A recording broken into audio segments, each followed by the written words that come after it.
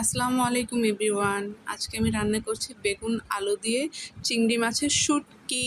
এই যে চিংড়ি মাছের শুটকি আমি নিয়ে নিলাম। চিংড়ি মাছের শুটকিগুলো এখন ভালোভাবে ভেজে নিতে হবে। কড়াইটা নিয়ে নিলাম, এখন চুলাটা জ্বালিয়ে নিলাম।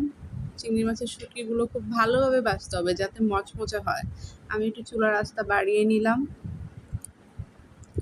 তো আপনারা এই পর্যায়ে চিংড়ি মাছের শুটকিগুলো ভাজতে থাকুন। দেখেন ভাজা হয়ে গেছে চিংড়ি মাছের শুটকিগুলো। আমি একটা বাটিতে নিয়ে নিলাম, এখন ধুয়ে নিব। খুব সুন্দর করে ধুয়ে নিলাম। এখন একটু কড়াইয়ে তেল দিয়ে দিলাম, আমি পেঁয়াজ দিয়ে দিলাম। পেঁয়াজগুলো ভেজে নেব, সাথে দিয়ে দেব রসুন। তো রসুনগুলো আমি দিয়ে দিচ্ছি। রসুনগুলো দিয়ে পেঁয়াজ দিয়ে আমি ভালো মতো ভেজে নেব। আপনারা এই পর্যায়ে চুলার আঁচটা একটু বাড়িয়ে দিবেন। চুলার আঁচটা বাড়িয়ে দিলে হচ্ছে একটা ঝাঁঝ বের হয়, সেটার সাথে শুটকির রান্নাটা খুব ভালো যায়। তো পেঁয়াজগুলো ভেজে নিচ্ছি, মিডিয়াম করে ভেজে নেব মোটামুটি। এখন এই পর্যায়ে আমি দিয়ে দেব শুটকিগুলো, ধুয়ে রাখা শুটকিগুলো আমি দিয়ে দিচ্ছি। শুটকিগুলো দেওয়ার পর আবার আমি নেড়ে চেড়ে নিচ্ছি খুব সুন্দর করে।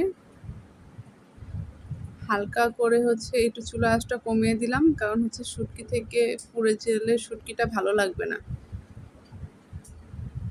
তারপর আমি দিয়ে দিলাম মশলা, দিয়ে দিচ্ছি হলুদ, মরিচ, ধনিয়ার গুঁড়ো দিয়ে দেব আমরা। এখানে আমি 1 টেবিল চামচ মরিচ গুঁড়ো নিয়ে নিলাম। আপনারা আপনাদের স্বাদ মতো দিয়ে নেবেন। 1/2 টেবিল চামচ আমি হচ্ছে হলুদ গুঁড়ো নিয়ে নিলাম, আর 1 টেবিল চামচ আমি ধনিয়ার গুঁড়ো নিয়ে নিলাম। আপনারা আপনাদের পরিমাণ মতো দিয়ে নেবেন, বাড়িয়ে কমিয়ে।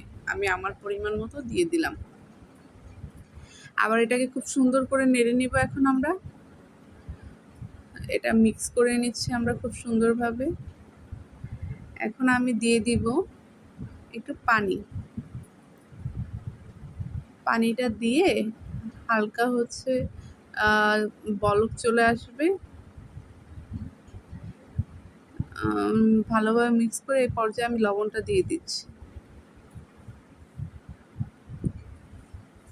লবণটা 1 টেবিল চামচ আমি দিয়ে দিলাম, আপনারা আপনাদের পরিমাণ মতো দিয়ে নেবেন। আমি সাথে দিয়ে দিচ্ছি 3টা কাঁচামরিচ অ্যাড করে নিচ্ছি। আপনারা যে পরিমাণে ঝাল খান সেই পরিমাণ মতো ঝালটা দিয়ে নেবেন। আমি 3টাই দিলাম।